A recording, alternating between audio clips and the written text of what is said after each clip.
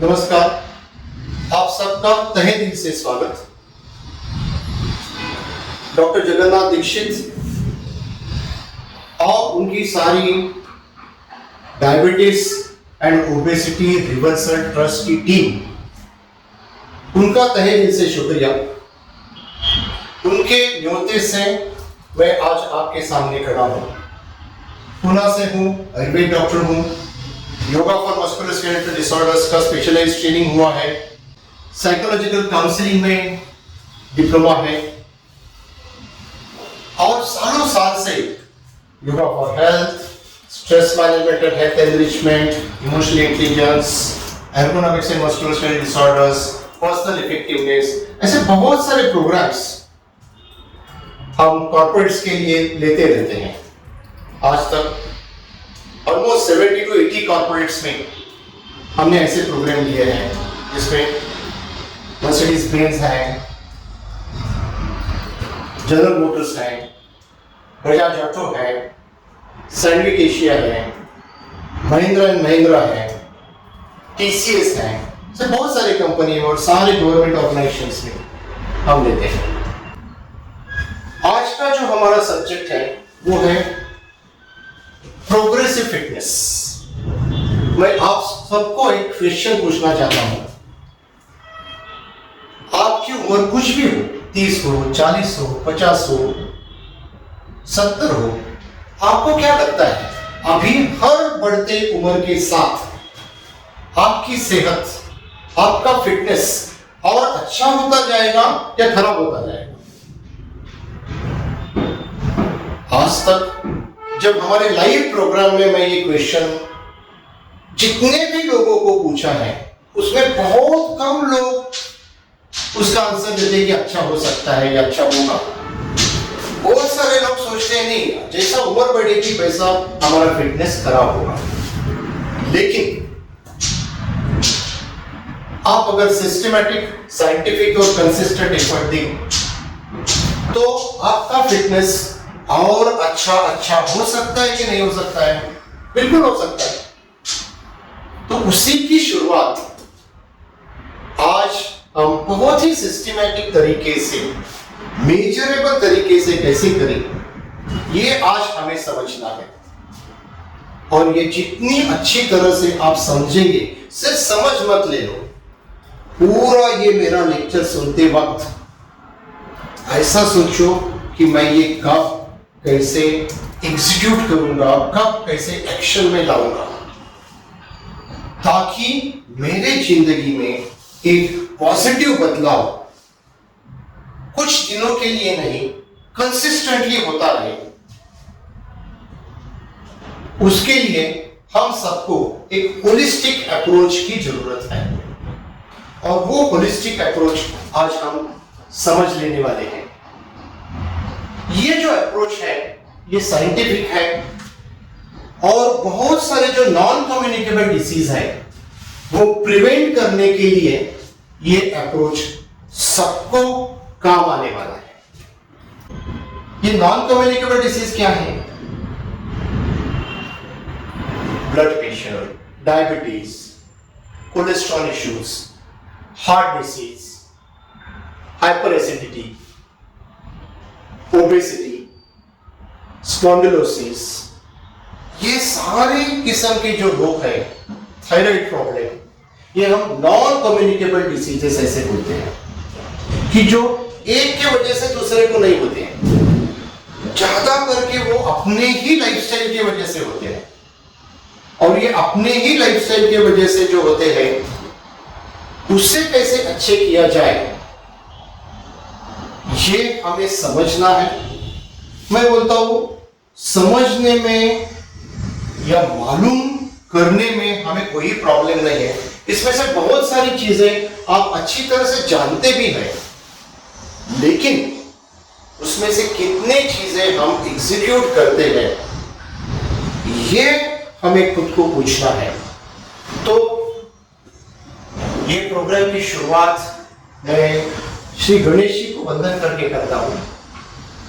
और जैसे बोला गया है कि lord Ganesh is big head inspires us to think big and profitable. Shri Ganesh ji का बड़ा माथा हमें क्या सुझाव देता है? बड़ा सोचो। ऐसा बड़ा हम हमारे खुद के लिए, हमारे फैमिली के लिए, हमारे ऑर्गेनाइजेशन के लिए जरूर सोचते हैं, लेकिन ऐसा बड़ा आप अपने फिटनेस के बारे में कभी सोचा है? हेल्थ के बारे में सोचा है? हाँ तो खुद को हाँ बोलो, नहीं तो नहीं बोलो। जैसे मैंने बोला कि सिस्टमैटिक, साइंटिफिक, कंसिस्टेंट एफर्ट्स आप अच्छी तरह से समझ के देंगे तो ये बिल्कुल पॉसिबल है। और ये पॉसिबल करने के लिए हमें ध्यान में रखना है, हेल्थ ये सिर्फ मेरा अधिकार नहीं है, हेल्थ ये हमारी रिस्पॉन्सिबिलिटी है। तो आज से अपनी ही हेल्थ की रिस्पॉन्सिबिलिटी मैं और अच्छी तरह से कैसे लूं, उसके बारे में सहजता से समझ ले। ये देखो, आपको कुछ भी खाने की इच्छा हो जाए और खाने की इच्छा हो जाए तो आपके पास अलग अलग ऑप्शंस हैं। आप उसमें से कौन सा ऑप्शन चूज करते हो, उसके चॉइस की वजह से आपके शरीर के ऊपर, आपके मन के ऊपर, आपके सेहत के ऊपर उसका असर कैसे होने वाला है ये तय होगा। और आज से हमें अच्छे चॉइसेस लेने की आदत लगानी है। ये आदत लगाने से हम बहुत सारे non communicable disease, psychosomatic diseases रोक सकते हैं। आप यहाँ पे ये ट्रस्ट के साथ जो जुड़े हुए हैं वो खास करके डायबिटीज और ओबेसिटी प्रिवेंशन के लिए जुड़े हुए। उसका अगर हम स्टैटिस्टिक्स देखें, ग्लोबल लेवल पे जो स्टैटिस्टिक्स है, तो वो स्टैटिस्टिक्स ओबेसिटी 2022 में 16% एडल्ट लोगों में है और ओवरवेट 43% में है। डायबिटीज के साथ जीने वाले लोगों की अगर हम स्टैटिस्टिक्स देखें तो 1990 में 200 मिलियन लोगों को डायबिटीज था। 2022 में डायबिटीज के साथ जीने वालों की संख्या 830 मिलियन हो गई। इसका मतलब 1990 से 2022 तक 4 गुना से भी ज्यादा डायबिटीज के साथ जीने वालों की तादाद बढ़ गई है। इंडिया ये डायबिटीज के लिए कैपिटल माना जाता है और ये हमारे लिए कोई गर्व की बात नहीं है। हमें उसके लिए ज्यादा प्रोएक्टिव अप्रोच रखना है। अगर हुआ है तो उसे अच्छी तरह से कम कैसे किया जाए, कंट्रोल में कैसा रखा जाए, या रिवर्स भी हो सकता है तो कैसे किया जाए, उसके तरफ ध्यान देना है। और हुआ नहीं है तो वो कैसे रोका जाए, उसके ऊपर हमें ध्यान देना है। बहुत बार ऐसा बोला जाता है कि डायबिटीज हमारे फैमिली में था तो मुझमें भी आ गया। हाँ, हो सकता है, जरूर हो सकता है, लेकिन आज का एपिजेनेटिक साइंस क्या बोलता है कि आपके हाथ में एक गन है और उसमें अगर गोली है, जब तक आप उसका ट्रिगर दबाते नहीं तब तक वो गोली बाहर आएगी नहीं। वैसे ही आपके जीन में डायबिटीज का जीन होते हुए भी जब तक आपकी लाइफस्टाइल अच्छी आप रखेंगे और उसे वो जीन को एक्टिवेट ही नहीं होने देंगे, तब तक आप उसे अच्छी तरह से रोक पाएंगे। तो लाइफस्टाइल का जो रोल है डायबिटीज और ओबेसिटी दोनों प्रिवेंट करने के लिए, ये बहुत ही बड़ा है। हमारा प्रॉब्लम क्या है कि हम बहुत बार खुद की तरफ जितना चाहिए उतना ध्यान देते नहीं है। एक बहुत अच्छा एक्सपेरिमेंट है, शायद आप में से बहुत सारे ने सुना होगा। वो एक्सपेरिमेंट का नाम है बॉइलिंग फ्रॉग सिंड्रोम। ऐसे कल्पना कीजिए कि बड़ा सा वेसल में आप पानी भर देंगे और वो पानी में एक जिंदा मेढक आप छोड़ रहे हैं और वो एकदम छोटी सी अग्नि के ऊपर उसे गर्म करने रखेंगे। तो पानी का टेम्परेचर जब बढ़ता है तो आस्ते आस्ते आस्ते आस्ते बढ़ती जाएगा। मेंढक को समझेगा भी नहीं कि टेम्परेचर बढ़ रहा है, वो आराम से वो पानी में तैरते रहेगा।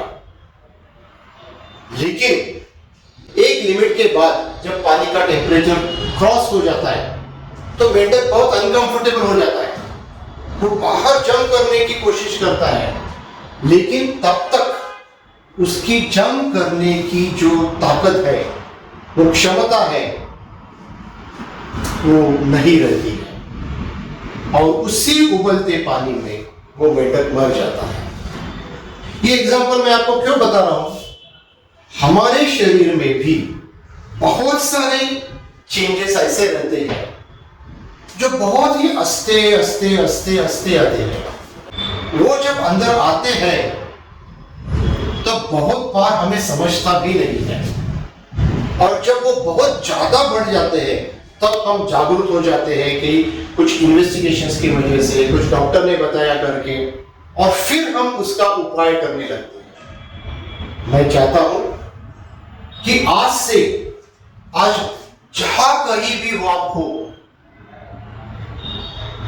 उसका अच्छी तरह से एनालिसिस करें, वो एनालिसिस अच्छी तरह से डॉक्यूमेंट करें और नेगेटिव चेंज होने से पहले रोकें और पॉजिटिव चेंज की पूरी जिम्मेदारी ले लें। मैं आज जो आपको बताने वाला हूं वो बहुत ही आसान है, उसके लिए कुछ खर्चा करना नहीं है, बहुत समय भी वो एनालिसिस के लिए देने की जरूरत नहीं है।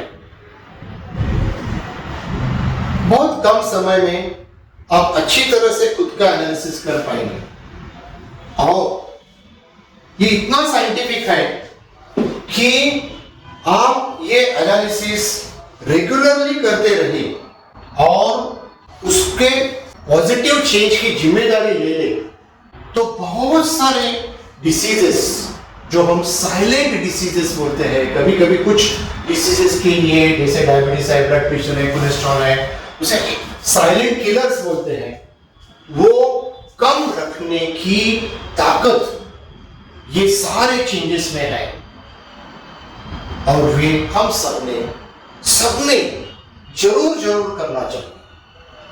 तो हमारा जो सिस्टम है वो सिस्टम है, ये मेजर्ड है, आप अच्छी तरह से नाप पाएंगे, जितना अच्छी तरह से नापेंगे उतना उसमें प्रोग्रेस हो रहा है या रिग्रेस हो रहा है वो आपको मालूम पड़ेगा। स्ट्रक्चर्ड है, ऑनगोइंग है, ऐसा नहीं कि आज आपने किया कुछ दिन तक करते रहे फिर छोड़ दिया, ऐसा नहीं है। कितना दिन आपको ये चालू रखना है? जिंदगी भर आसान है और उससे एक कंसिस्टेंट पॉजिटिव चेंज आपको मिलेगा। ऐसा कौन है कि ये सारे बेनिफिट्स नहीं चाहता है? तो ये बेनिफिट्स लेने के लिए हमें कुछ रूट कॉज एनालिसिस भी करनी जरूरी है। और डायबिटीज के बारे में हम जब सोचते हैं तब डायबिटीज ये सिर्फ शुगर की प्रॉब्लम नहीं है, ये पूरा मेटाबॉलिक डिसफंक्शन है और ये मेटाबॉलिक डिसफंक्शन करेक्ट करने के लिए हमारे पूरे जीवन पद्धति में हमें बदलाव लाना है और उसमें से कुछ हिस्सा आज हम इफेक्टिवली देख रहे हैं। डायबिटीज में इंसुलिन रेजिस्टेंस ये बहुत बड़ी वजह है और आप जब रेगुलर टेस्ट करते हैं तो ये ग्रुप में फास्टिंग इंसुलिन की टेस्ट रेगुलरली की जाती है, HbA1c की टेस्ट रेगुलर की जाती है ताकि आपका एवरेज ब्लड शुगर कितना है ये आप देखते हैं। उसके साथ में विसरल फैट एक्यूमुलेशन ये बहुत बड़ी वजह है। पेट के ऊपर मेद का ठहरना, मेद में फैट एक्यूमुलेट होना, ये भी डायबिटीज में एक बहुत बड़ी वजह है। हमारी सेडेंटरी और इनएक्टिव लाइफस्टाइल, तो बैठी जीवन पद्धति है, हमारे मसल्स को हम काम ही नहीं दे रहे हैं। आजकल हम बोलते हैं कार टू कारपेट कल्चर है। आदमी घर से निकलता है, कार या बाइक में बैठता है, ऑफिस जाता है, दिन भर ऑफिस में बैठ के काम करता है और फिर वापस कार या बाइक के ऊपर घर पे चला जाता है। तो उसमें जो मिनिमम फिजिकल एक्टिविटी चाहिए वो भी उसको मिलती नहीं है। तो ये भी एक डायबिटीज की रूट कॉज है। क्रॉनिक स्ट्रेस ये बहुत बड़ी वजह है। वर्ल्ड हेल्थ ऑर्गेनाइजेशन WHO बोलती है 80% से ज्यादा बीमारी में स्ट्रेस ये एक मुख्य कारण है। तो स्ट्रेस मैनेज कैसे किया जाए उसके ऊपर भी हमें ध्यान देना है। और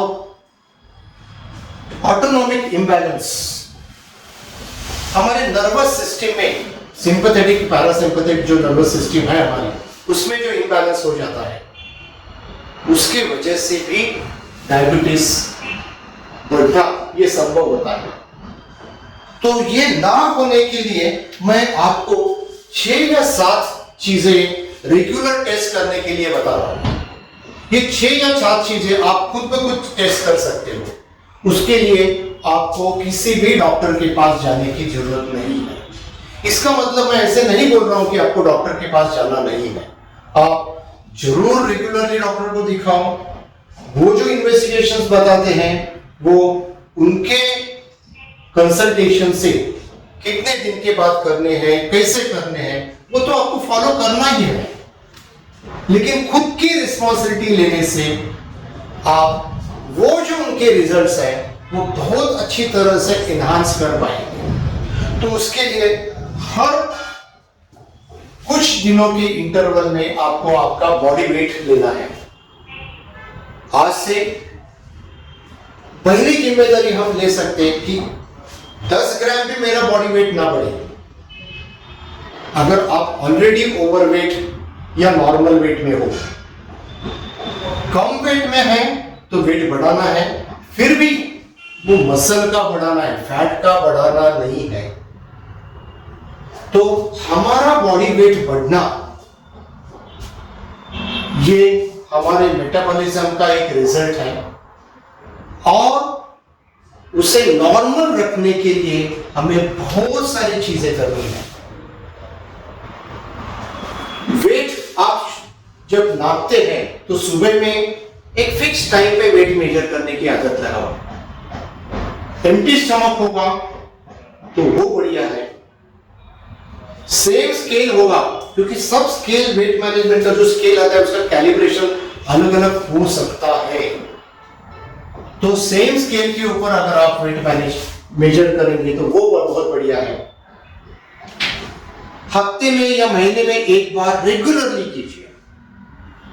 महीने में भी एक बार रेगुलरली किया और पहला हमारा टारगेट है बढ़ने नहीं देना है।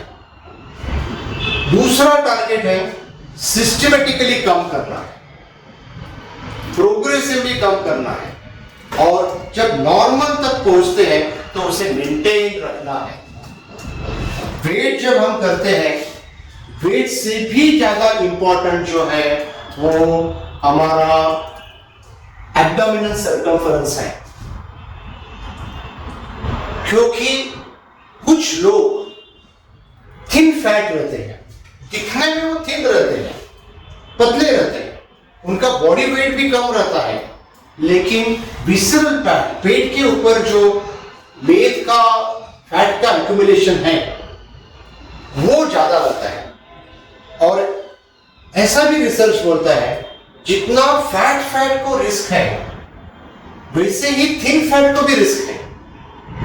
तो हमारा फैट परसेंटेज कम रखना, उसके लिए आपका abdominal circumference exactly at the belly button level, आपके नाभि के स्तर के ऊपर आपका पेट का सर्कमफरेंस आपको हर महीने में एक बार नापना है।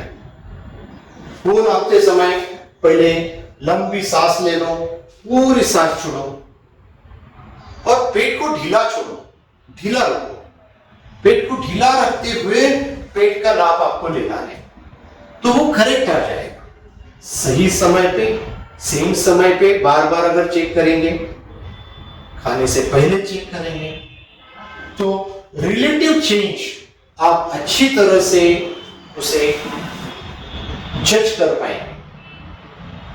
और उसके बारे में मैं बोलूंगा, आज से कुछ मिलीमीटर भी उसमें एडिशन नहीं करनी है, होने नहीं देना है।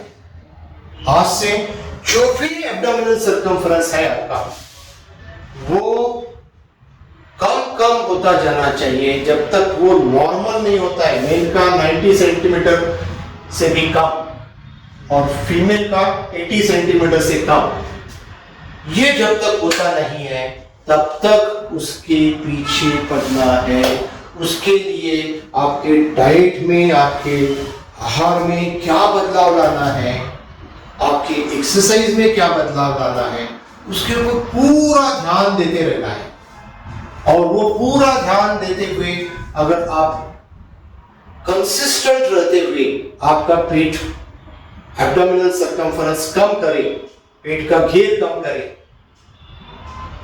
और उसे मेंटेन करे, तो उसके वजह से जो प्रॉब्लम आता है, इंसुलिन रेजिस्टेंस, इंफ्लेमेशन, पर तो अंदरूनी एक सूजन, क्रॉनिक इंफ्लेमेशन और हृदय विकार की जो रिस्क रहती है, हृदय विकार का जो धोखा रहता है, वो कम हो जाता है।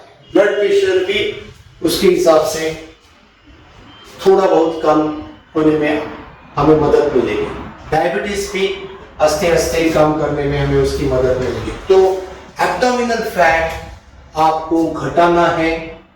आपका वजन घट गया लेकिन आपका मसल मास भी कम हो गया, आपको वीक लग रहा है, आपकी रीढ़ की हड्डी टाइट हो गई, आपका डाइजेशन खराब हो गया, ऐसे चलेगा क्या? ऐसे नहीं चलेगा। वजन कम करना है तो एक हेल्दी वे में हमें कम करना है और उसमें आपका मसल मास बढ़ना चाहिए, क्योंकि muscle is like medicine. Diabetes के लिए मसल इज लाइक मेडिसिन। हम आगे देखने वाले हैं स्ट्रेंथ टेस्ट के बारे में जब आप जांच करेंगे, तो मसल स्ट्रेंथ बढ़ने से भी हमारा वेट कम हो जाएगा। और आहार में बहुत सारे बदलाव हम लाते हैं, उसके बारे में ये फोरम के ऊपर आप बहुत सारा डिस्कशन करते हैं और वो चालू रखना है, वो चालू रखना है, वो करते रहना है, क्योंकि एक बार वेट कम हो गया और मेरी बदली हुई आदतें मैंने छोड़ दी तो वापस वो बढ़ सकता है। तो मेरी बदली हुई आदतें हमें छोड़नी नहीं है। वेट से जैसा इंपॉर्टेंट है वैसा हमारा बॉडी मास इंडेक्स, ये भी कैलकुलेट आप कर सकते हो। वो कैसे कैलकुलेट होता है कि आपका वजन जो है वो केजी में कितना है, weight in KG divided by height in meter square. ये जो आपको उसका जो आंसर मिलता है वो अगर 18.5 से 29.9 अगर होगा तो वो नॉर्मल है, 23 से 24.9 रहेगा तो ओवरवेट है, और 25 से ज्यादा अगर आपका बॉडी मास इंडेक्स रहेगा तो वो ओबेसिटी दर्शाता है। और उसके तरफ हमें खास करके ध्यान देना जरूरी है, और वो आप जितना अच्छी तरह से ध्यान देंगे वो अच्छा है। आपको आपकी सुबह उठने के बाद आपके पल्स रेट नापनी है। सुबह उठने के बाद बेड से बाहर पड़ने से पहले, कोई भी फिजिकल या मेंटल एक्टिविटी करने से पहले अगर आप आपकी पल्स रेट नापेंगे, जिसे हम रेस्टिंग हार्ट रेट बोलते हैं, ये आपकी कार्डियोवास्कुलर एफिशिएंसी और ऑटोनॉमिक बैलेंस, बोले तो आपके नर्वस सिस्टम का बैलेंस, जब ये बढ़ जाता है तो आपका रेस्टिंग हार्ट रेट क्या हो जाता है, कम हो जाता है। और रेस्टिंग हार्ट रेट कम होना ये बहुत अच्छी साइन है, बहुत ही अच्छी साइन है। आपका हार्ट जिंदगी भर आपके साथ काम कर रहा है। हर मिनट में 70 to 90 बार हार्ट पंप हो जाता है एवरेज। सुबह में वो बहुत कम रहता है। कभी ठहरा है, कभी उसने रेस्ट ली है, और वो कब से चालू हो गए, आपके जन्म से पहले मां के पेट में ही हार्ट का बीटिंग चालू हो गया है। और इतना कंटिन्यूअस आप अगर ऐसा करना चालू करें और 1 मिनट तक चालू रखें, तो आपको मालूम पड़ेगा कि आपका हाथ 1 मिनट से पहले ही दर्द करना चालू होगा। तो समझ लो कि जो हार्ट सालों साल से बिना रुके हमारे लिए काम कर रहा है, बिना कंप्लेंट किए हमारे लिए काम कर रहा है, उसे हम मदद करते हैं या तकलीफ देते हैं। हमें मदद करना चाहिए तो हमें वेट कम करना है, हमारा नर्वस सिस्टम को बैलेंस करना है, हमारा स्ट्रेस कम करना है, हमारी रेस्ट अच्छी लेनी है, बहुत ज्यादा खाना नहीं है, टाइम पे खाना है, तरीके से खाना है, गलत जो आदतें हैं उससे दूर रहना है। तो ये सारी चीजें अगर सिस्टमैटिकली हम करें, नापते हुए अगर करें, तो हमें मोटिवेशन भी मिलता है। आप ऐसे सोचो कि आज का जो भी आपका रेस्टिंग हार्ट रेट है और नेक्स्ट 3 डेज का जो भी एवरेज रेस्टिंग हार्ट रेट है, उससे 6 या 7 आप सिस्टमैटिक एफर्ट्स देके कम करें, तो सिर्फ मॉर्निंग में नहीं, दिन भर भी आपने हार्ट को आप 8 से 9% रेस्ट दे रहे हैं। हार्ट को पूरा रेस्ट देना पॉसिबल नहीं है, लेकिन पार्शियल रेस्ट अगर हमारा कार्डियोवास्कुलर फिटनेस अच्छी तरह हो गया, स्ट्रेस मैनेज हो गया, हमारा ऑर्टिसोल लेवल हमने कंट्रोल में रखा, एरोबिक फिटनेस हमारा बढ़ गया, तो आपका रेस्टिंग हार्ट रेट क्या हो जाएगा, कम हो जाएगा। और वो एक बार कम होने से आपका दिन भर का एनर्जी भी अच्छा हो जाएगा। तो इसके ऊपर हमें ध्यान देना है। आसान है कि मुश्किल है? बिल्कुल आसान है। ये टेबल के साथ आप कंपेयर कर सकते हैं। ये टेबल में आपकी एज के हिसाब से एक्सलेंट, गुड, पुअर, फेयर और जेंडर के हिसाब से भी दिया है। आप कौन से कैटेगरी में है रेस्टिंग हार्ट रेट के, उस तरह से आप कंपेयर कीजिए, और जहां कहां पे हो वहां से हम सुधार ला सकते हैं। अगर आपका रेस्टिंग हार्ट रेट फेयर या पुअर कैटेगरी में हो, तो मैं जरूर बोलूंगा कि आपके फैमिली डॉक्टर को दिखाओ, उनका कंसल्टेशन ले लो, और कुछ इन्वेस्टिगेशन करना है तो करो। एक आध बार वैसे रहना ये बहुत मायने नहीं रखता है, लेकिन बार बार अगर ऐसा हो रहा है, क्योंकि हम खुद को खुद चेक कर सकते हैं। अपना ही रेस्टिंग हार्ट रेट आप यहाँ चेक कर सकते हो, यहाँ चेक कर सकते हो। कब करना है? सुबह उठने के बाद, before living your bed, bed से बाहर आने से पहले आपको ये करना है। तो ये आप अगर करते रहेंगे तो बहुत बढ़िया है। उसके साथ में आगे वाली टेस्ट मैं बता रहा हूं आपको, ब्रेथ होल्डिंग टाइम, सांस कितना देर तक आप रोक पाते हो। फिटनेस नापने का ये भी एक हमारा बहुत बड़ा पैरामीटर है। क्या करना है आपको? अभी कर लो। क्या करना है आपको? सांस छोड़नी है, लेनी है, छोड़नी है, लेनी है, और रोकना है। और रोकते वक्त आपका स्टॉप वॉच और रोकना ये साथ साथ चालू करना है। तो चलो मैं आपको कुछ वक्त देता हूं। आपका मोबाइल का स्टॉप वॉच खोलो, खोल दिया।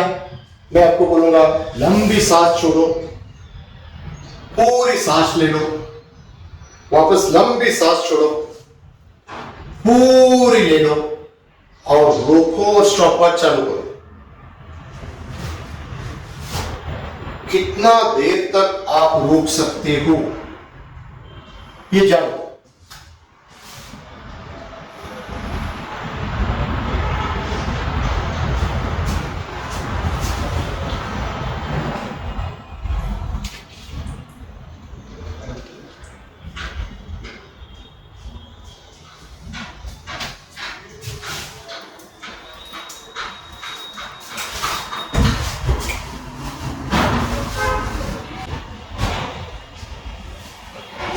हो गया।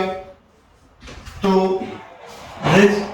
ये सारी चीजें आप जब नापेंगे, ये सारी आज अभी तक मैंने क्या बोला आपको, आपका body weight, abdominal circumference, resting heart rate और ब्रेथ होल्डिंग टाइम। पांचवी चीज आपको जो नापना है वो है आपकी स्पाइनल फ्लेक्सिबिलिटी। आपके दो पांव में 3 फुट का डिस्टेंस लीजिए, 2 पांव में 3 फुट का डिस्टेंस लेके ऐसे पांव रखते हुए नीचे बैठे, जैसे यहाँ पे बैठे, पांव की उंगलियां शरीर की तरफ खींचें, घुटना सीधा रखें, हाथ साइड से आस्ते से ऊपर ऊपर ऊपर लेते जाइए, हाथ अच्छी तरह से स्ट्रेच कीजिए और सांस छोड़ते वक्त आस्ते से आगे झुक जाइए और पूरा झुकने के बाद हाथ जमीन के ऊपर टच होने दीजिए। 2 हील्स जहां पे जुड़ते हैं, वो जो लाइन है, वो लाइन को अगर आप टच करेंगे तो आपकी फ्लेक्सिबिलिटी 0 है। वो लाइन के आगे आगे आप टच करेंगे तो जितना आगे टच करेंगे 1 इंच 2 इंच 3 इंच 5 इंच, उतना आपकी फ्लेक्सिबिलिटी प्लस है। और लाइन से पहले अगर आप टच करेंगे तो आपकी फ्लेक्सिबिलिटी माइनस है। तो आपको नापना है। आज जो भी है, वापस मैं बोलता हूं, आप अगर सिस्टमैटिक, कंसिस्टेंट और साइंटिफिक एफर्ट्स दें तो उसमें सुधार हो सकता है कि नहीं हो सकता है? बिल्कुल हो सकता है। रोज अगर आप सूर्य नमस्कार करें, रोज फ्लेक्सिबिलिटी एक्सरसाइज करें, कुछ हद तक एरोबिक का भी वार्मिंग अप से अच्छा असर उसके ऊपर हो जाता है। और प्रोटोकॉल बिठाइए, कब तक थोड़ा सा वार्मिंग अप करके, कितना वार्मिंग अप करके आपको ये टेस्ट करनी है, उसका एक प्रोटोकॉल आपके दिमाग में रखिए और हर बार जब आप जांच करते हो तब वो प्रोटोकॉल फॉलो कीजिए। तो उससे आपको करेक्ट अंडरस्टैंडिंग होगा कि आप प्रोग्रेस कर रहे हैं कि रिग्रेस कर रहे हैं। और जब आपकी फ्लेक्सिबिलिटी अच्छी हो जाती है तब आपके मस्कुलोस्केलेटल हेल्थ अच्छी हो जाती है, नर्वस सिस्टम की इफिशिएंसी अच्छी हो जाती है, पोस्चरल स्टेबिलिटी बढ़ जाती है और रिड्यूस फ्लेक्सिबिलिटी के वजह से आपकी एनर्जी लेवल, अवेयरनेस, अलर्टनेस कम हो जाता है। हम लोग बोलते हैं you are as old as your spine is. आपकी अगर स्पाइनल फ्लेक्सिबिलिटी अच्छी हो तो आपके रिफ्लेक्सेस फास्ट हो जाते हैं, आप ज्यादा अलर्ट रहते हैं, फ्रेश रहते हैं। तो ये सारा फायदा फ्लेक्सिबिलिटी का है। और जब फ्लेक्सिबिलिटी कम होने लगती है तो एक मेटाबॉलिक स्टिफनेस भी उसके वजह से आ जाता है। और ये मेटाबॉलिक स्टिफनेस ना आने के लिए हमें हमारी फ्लेक्सिबिलिटी अच्छी रखनी है। मैंने जैसे बोला, साल से मैं योगा का क्लास लेता हूं। रोज अगर आप योगा करेंगे, आसन, योगा बोले तो सिर्फ आसन नहीं है, आसन, प्राणायाम, मेडिटेशन, सूर्य नमस्कार, ये इकट्ठा आपको अच्छी तरह से करना है। और उसके साथ में जो योगिक साइंस में यम नियम बताया है उसको भी अच्छी तरह से फॉलो करना है। और रेगुलर मेडिटेशन करने से तो बहुत ही बढ़िया असर हो जाता है। एक रिसर्च ऐसा बोलता है कि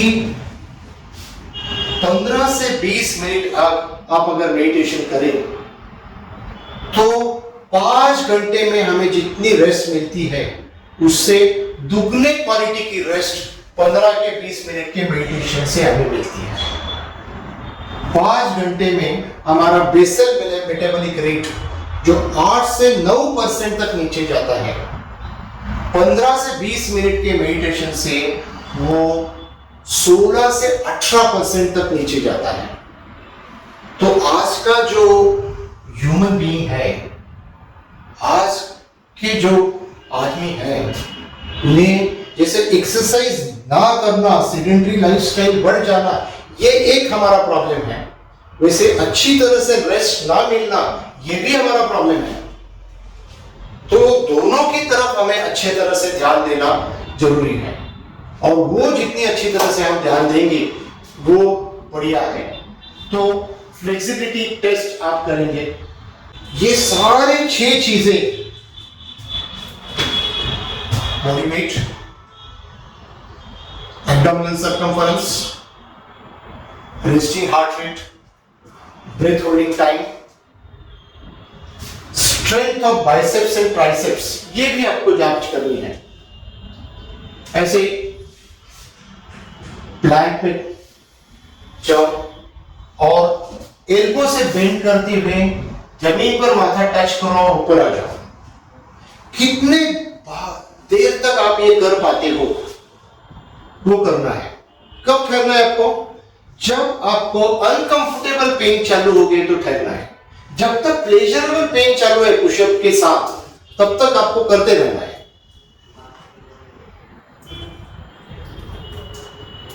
और रखना है आज आप कहां है। जब आपका, मैंने पहले भी बोला, डायबिटीज, ओवरवेट, उसकी एक जड़ है वो फैट परसेंटेज में है, दूसरी जड़ है ये हमारे मसल मास में भी है।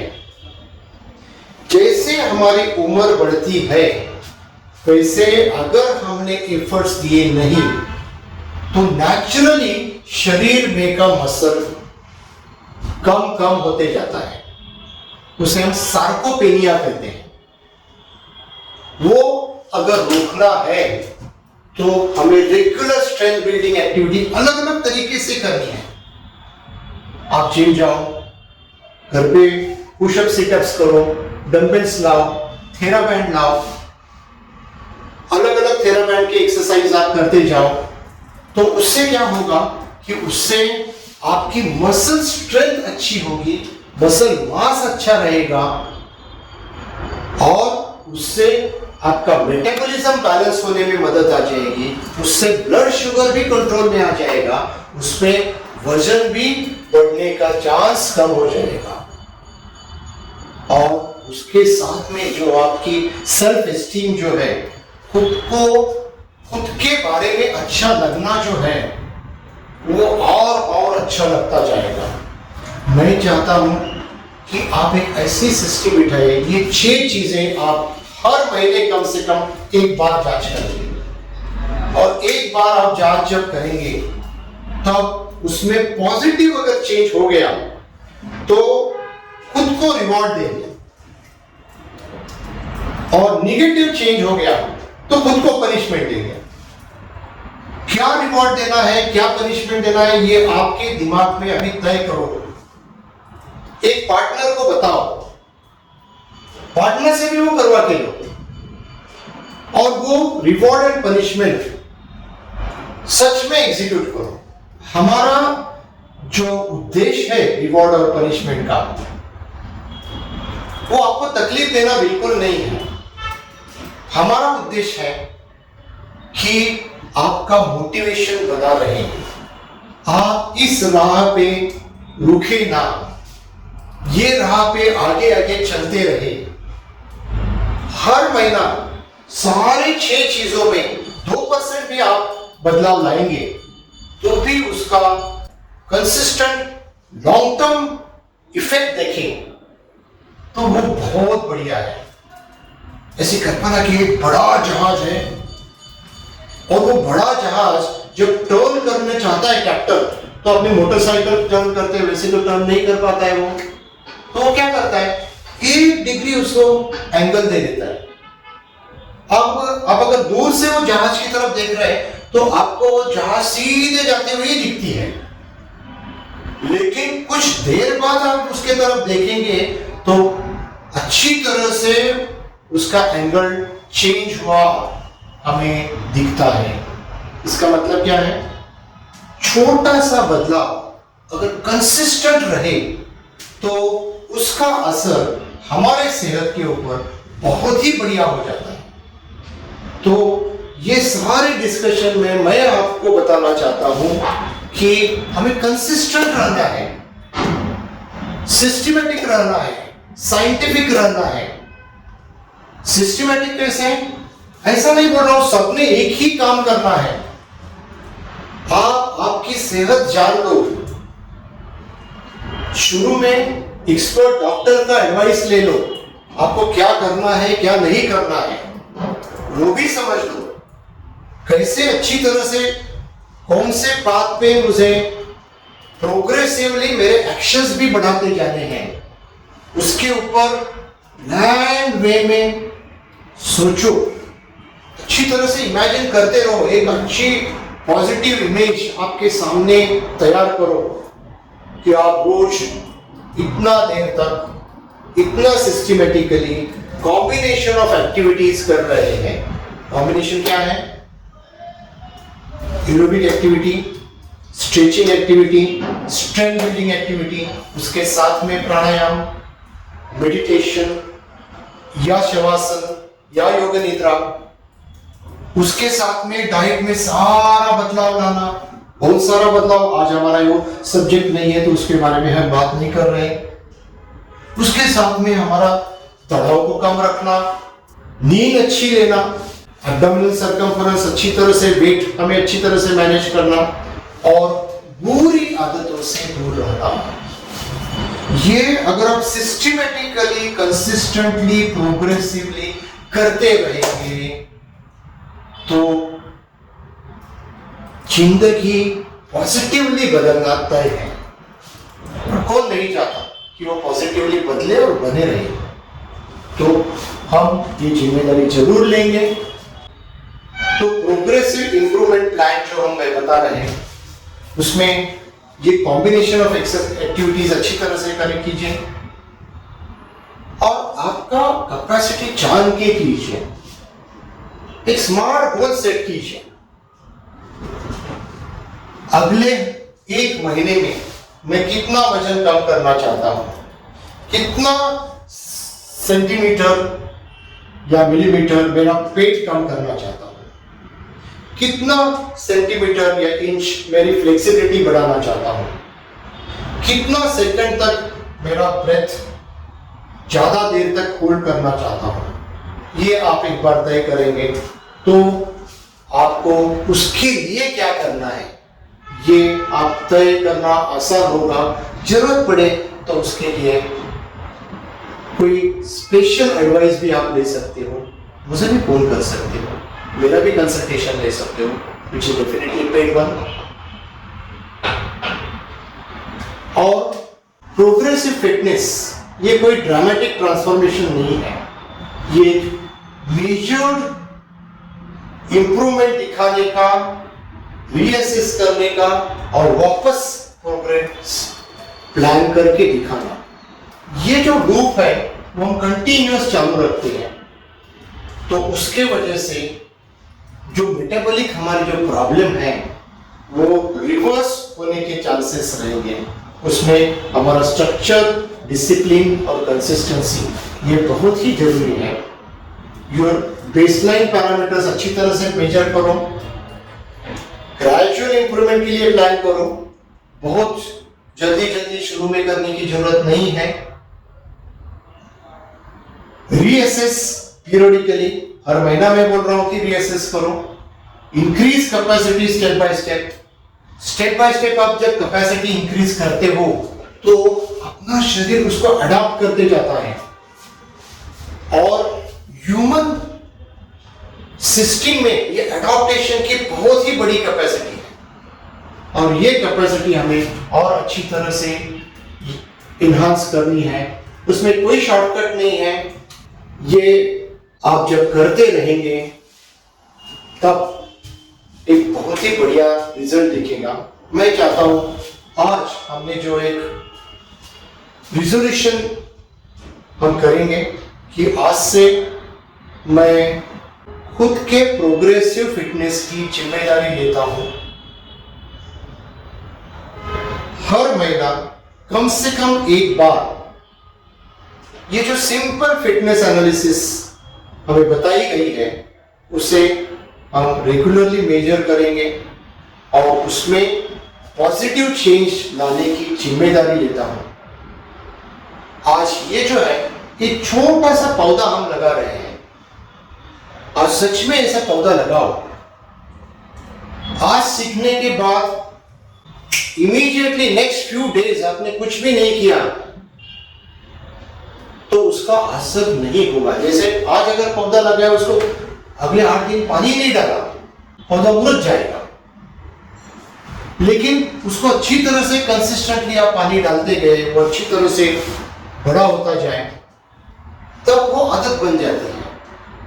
तब आप कंसिस्टेंसी जब आएगी तब आपको एफर्ट्स देने नहीं पड़ते हैं, वो अपने आप हो जाएगा। तो मैं चाहता हूं कि ये अपने आप कैसे हो जाए।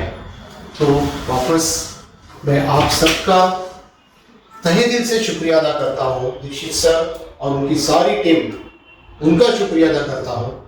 और ये जो हमारा एसोसिएशन है वो अच्छी तरह से आगे बढ़े। बहुत सारी कंपनीज में हम प्रोग्राम्स लेते हैं, स्ट्रेस मैनेजमेंट और हेल्थ एनरिचमेंट, बहुत सारे एक्टिविटीज रहते हैं, गेम्स रहते हैं, रोल प्लेज रहते हैं, इंटरेक्शन रहता है, क्वेश्चन आंसर्स रहता है, प्रेजेंटेशंस रहता है। तो मैं चाहता हूं कि उसमें आप सहयोग दें। आपकी कोई कंपनी हो, आप कोई ऑफिसर हो तो उसमें जरूर बुलाइए। Private, Ayurveda, lifestyle management consultation, yoga related consultation, psychological counselling की आपको जरूरत लगे तो जरूर कांटेक्ट कीजिए। आप सबको बहुत बहुत शुभकामनाएं। Thank you very much. वजन घटाने के लिए डॉक्टर दीक्षित मंत्र: दिन में केवल 2 बार भोजन करें, जहां तक संभव हो निश्चित समय पर करें। प्रत्येक भोजन 55 मिनट के भीतर समाप्त करें। भोजन से कार्बोहाइड्रेट की मात्रा कम करें, प्रोटीन और फाइबर बढ़ाएं। न्यूनतम 45 मिनट के लिए दैनिक एरोबिक व्यायाम सुनिश्चित करें। 2 भोजन के बीच में बिना अतिरिक्त स्वाद डाले काली या हरी चाय या पतली छाछ और पानी जितना आपको चाहिए। मधुमेह निवारण और वजन घटाने के लिए आपको अडोर समूह की तरफ से शुभकामनाएं।